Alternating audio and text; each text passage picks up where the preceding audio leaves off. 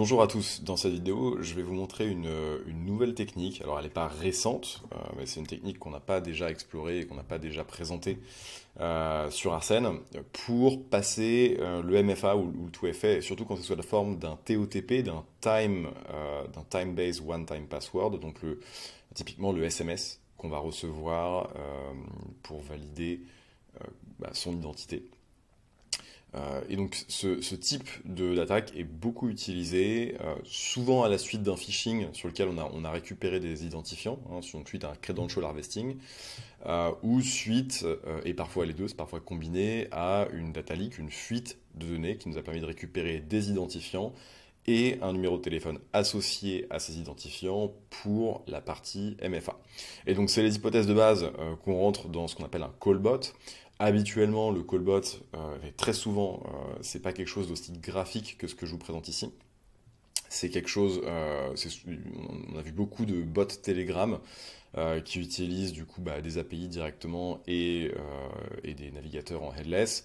Ça rend beaucoup moins bien en vidéo. Du coup, ce que je vous propose dans cette vidéo, c'est de vous montrer ce qui se passe côté attaquant, d'accord? Quand on a récupéré des identifiants, donc ici on va faire l'attaque sur du Office 365 à partir d'une email adresse et d'un mot de passe collecté ainsi qu'un numéro de téléphone sur lequel est associé le MFA ou le 2FA et qui est ici une validation par SMS.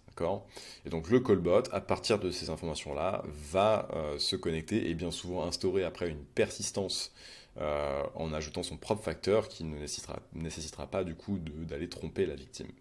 Le principe est hyper simple, vous allez voir, le callbot va lancer un navigateur, utiliser les identifiants pour créer une tentative de connexion. Au moment où le mot de passe est demandé, mon téléphone va sonner et on va me demander de rentrer pour des raisons de sécurité le code que je vais recevoir par SMS.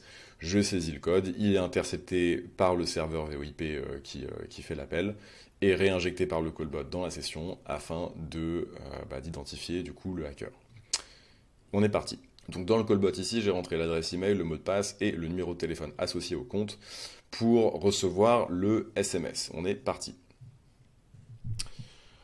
Donc, le navigateur se lance. En parallèle, mon téléphone sonne. Je décroche. Et on me demande un numéro reçu par SMS que je viens de recevoir et de le saisir en appuyant sur la touche dièse. Donc là, j'ai reçu 24 96 02. J'appuie sur dièse et le callbot le saisit automatiquement. Et me voilà connecté.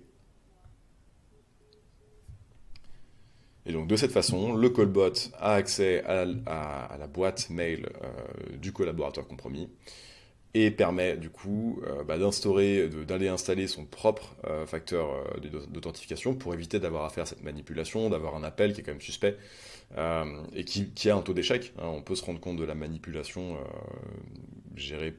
opérée par le hacker. Mais c'est une façon très simple d'aller bypasser ces identifications à multifacteurs.